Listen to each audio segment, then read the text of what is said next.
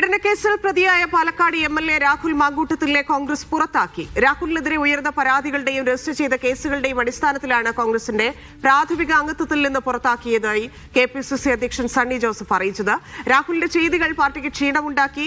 എഐസിസിയുടെ അംഗീകാരത്തോടെയാണ് നടപടിയെന്നും Rahul MLA സ്ഥാനം രാജിവെക്കുന്നതാണ് നല്ലതെന്നും സണ്ണി ജോസഫ് പറഞ്ഞു. MLA ആയി സത്യപ്രതിജ്ഞ ചെയ്ത് 1 വർഷം തികയുമ്പോഴായിരുന്നു കഴിഞ്ഞ 2024 ഡിസംബർ 4-ാം തീയതിയായിരുന്നു സത്യപ്രതിജ്ഞ. ഇന്നിപ്പോൾ അടുത്ത ഡിസംബർ 4-ാം തീയതി കോൺഗ്രസിൽ നിന്ന് രാഹുൽ മാങ്കൂട്ടത്തിലിനെ പുറത്താക്കിയിരിക്കുന്നു. സുനിൽ ഐസക് ചേരുന്നുണ്ട്. സുനിൽ, ഈ നടപടി അത് കോൺഗ്രസ് നേരത്തെ തീരുമാനിച്ചിരുന്നതാണ് എന്നത് വ്യക്തമാണ്. കാരണം അത്രയധികം പരാതി കെട്ടുകളായിരുന്നു ഉണ്ടായിരുന്നത് കെപിസിസിക്ക് മുമ്പിൽ എന്നാണ് പല നേതാക്കളിൽ നിന്നും മറ്റുമൊക്കെ നമുക്കറിയാൻ സാധിക്കുന്നത്. അതിനപ്പുറത്തേക്ക് കഴിഞ്ഞ ദിവസം വന്ന പരാതി, അതുണ്ടാക്കിയ ഡാമേജ്, അതിനു മുമ്പുള്ള കോടതിയിൽ കിടക്കുന്ന കേസ്, അത് എന്ത് വിധിയായിരിക്കും വരുന്നത്? ഈ തരത്തിൽ കോൺഗ്രസിനെ, അതായത് ഒരാൾ കാരണം പല സ്ഥലങ്ങളിലും രാഷ്ട്രീയത്തിനപ്പുറത്തേക്ക്, തെരഞ്ഞെടുപ്പുമായി ബന്ധപ്പെട്ട കാര്യങ്ങൾക്ക് അപ്പുറത്തേക്ക് കോൺഗ്രസ് മറുപടി പറയേണ്ടി വരിക, നിരന്തരം മറുപടി പറയേണ്ടി വരുന്ന അത്ര മോശമായ സാഹചര്യത്തിലേക്ക് ഒരു പാർട്ടിയെ തള്ളിവിട്ടു. അതും കോൺഗ്രസ് പോലൊരു പാർട്ടിയെ തള്ളിവിട്ടു ഇങ്ങനെ ഒരാൾ എന്നുള്ളതാണ്. ഇതിനപ്പുറത്തേക്ക് ഒരു നടപടിയും എടുക്കുക, ഇല്ലെങ്കിൽ എടുക്കാതിരിക്കുക എന്നുള്ളത് കോൺഗ്രസിനെ സംബന്ധിച്ച് സാധ്യമായിരുന്നില്ല. അതിലേക്കാണ് ഇപ്പോൾ അവസാനം എത്തിയിരിക്കുന്നത്. നടപടിയെടുത്തിരിക്കുന്ന ആർജവത്തിനെ, അതിനെ എങ്ങനെ കാണേണ്ടതുണ്ട്? അതിനപ്പുറത്തേക്ക് ഇനി എന്ത് കോൺഗ്രസിൽ സംഭവിക്കുമെന്നുള്ളതാണ്. അഭിപ്രായ വ്യത്യാസമുള്ള ആളുകൾ തുടരുന്നുണ്ടോ? ഇതിന് നേരത്തെ വിജിൻ വായന്തോടിന്റെ പ്ലേ ചെയ്ത് കേട്ട സ്റ്റോറിയുടെ അവസാന വാക്ക് കടമെടുത്ത് പറഞ്ഞാൽ, കേരള രാഷ്ട്രീയത്തിൽ കോൺഗ്രസിന്റെ മുഖമായി വളരുമെന്ന് ഒരു കാലത്ത് രാഷ്ട്രീയ നിരീക്ഷകർ വിധിയെഴുതിയ ഒരു യുവ നേതാവിന്റെ രാഷ്ട്രീയ അന്ത്യത്തിനാണ് ഇന്ന് കേരളം സാക്ഷ്യം വഹിക്കുന്നത്. അതായത് രാഹുൽ മാങ്കൂട്ടത്തിൽ എന്ന രാഷ്ട്രീയക്കാരന്റെ അന്ത്യമാണ്, അവസാനമാണ് ഇന്നുണ്ടായിരിക്കുന്നതെന്ന് നിസ്സംശയം പറയാം. ഇനി ഒരു തിരിച്ചുവരവില്ലാത്ത തരത്തിൽ രാഹുൽ കേരള രാഷ്ട്രീയത്തിൽ നിന്ന് വാനിഷ് ഔട്ട് ആവുന്നു. ഇനി അയാൾക്കുള്ളത് കേസും കോടതിയും അയാളുടെ നിയമവഴികളും പോരാട്ടങ്ങളും ഒക്കെ ആയിരിക്കും. അതിനപ്പുറത്തേക്ക് ഇനി ഒരു മടങ്ങിവരവും ഉണ്ടാകാനുള്ള സാധ്യതയില്ല.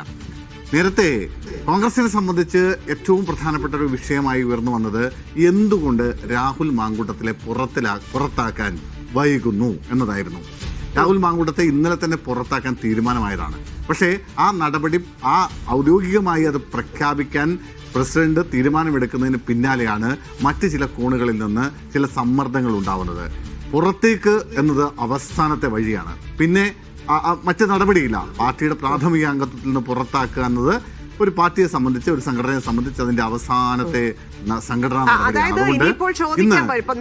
കോടതിയുടെ വിധി എന്താണ്? ഇപ്പൊ മുൻകൂർ ജാമ്യാപേക്ഷയിലെങ്കിലും കോടതിയുടെ നിരീക്ഷണം എന്താണ് എന്നറിയാതെ പുറത്താക്കിയിരുന്നെങ്കിൽ ഒരു പക്ഷേ പാർട്ടിക്കകത്തു നിന്ന് തന്നെ ആ ചോദ്യം വന്നിരുന്നേനെ. കാരണം കോടതി പോലും ഈ കാര്യം കേട്ടിട്ടില്ല, കോടതിയിൽ പോലും ഈ വാദങ്ങൾ അവസാനിച്ചിട്ടില്ല. അപ്പോൾ എന്തുകൊണ്ട് ഈ നടപടിയിലേക്ക് കടക്കുമെന്ന് കോൺഗ്രസിനകത്തു തന്നെ ഒരു ചോദ്യം ഉണ്ടാകുന്നതിനെ കൂടെ തടഞ്ഞിരിക്കുകയല്ലേ കോൺഗ്രസിന്റെ ആ തീരുമാനം?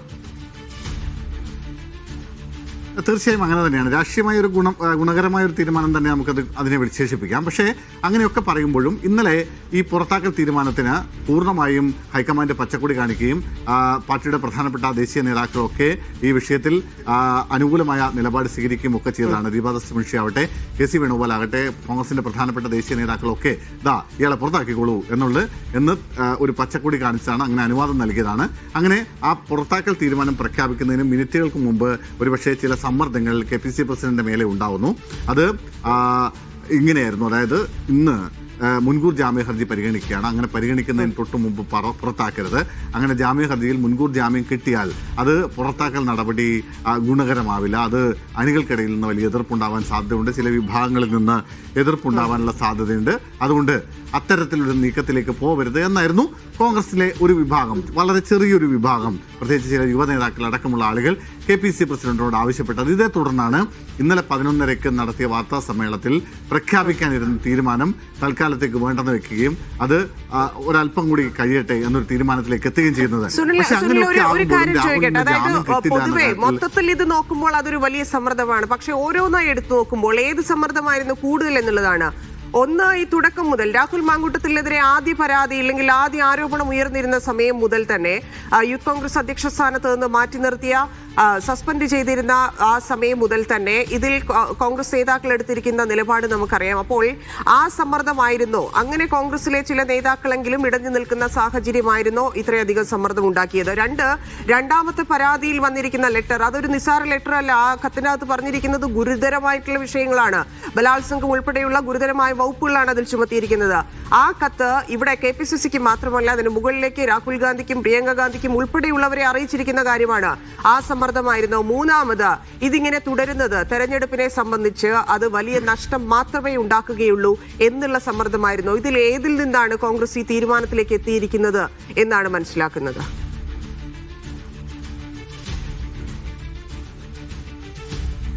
അങ്ങനെയല്ല. ഇതിന്റെ ഒരു ചരിത്രം പരിശോധിച്ചാൽ ഈ രാഹുൽ മാങ്കൂട്ടത്തിനെ യൂത്ത് കോൺഗ്രസിന്റെ അധ്യക്ഷ സ്ഥാനത്ത് നിന്ന് നീക്കാനുണ്ടാകുന്ന തീരുമാനത്തിൽ പ്രധാനമായും VD സതീശനെയും VM സുധീരനെയൊക്കെ പോലുള്ള ചില നേതാക്കളെടുത്ത കൃത്യമായ നിലപാടാണ്. ഒരു കാരണവശാലും ഇത്തരത്തിൽ ഒരു ലൈംഗിക പീഡന ആരോപണം ഉണ്ടായ ആളെ വെച്ചുകൊണ്ടിരിക്കരുത്. അന്നൊരു FIR പോലും ഇല്ല എന്ന് ആലോചിക്കണം. അന്ന് പരാതിക്കാരി രംഗത്തെത്തിയിട്ടില്ല, പരാതി ഔദ്യോഗികമായി നൽകിയിട്ടില്ല എന്ന് ആലോചിക്കണം.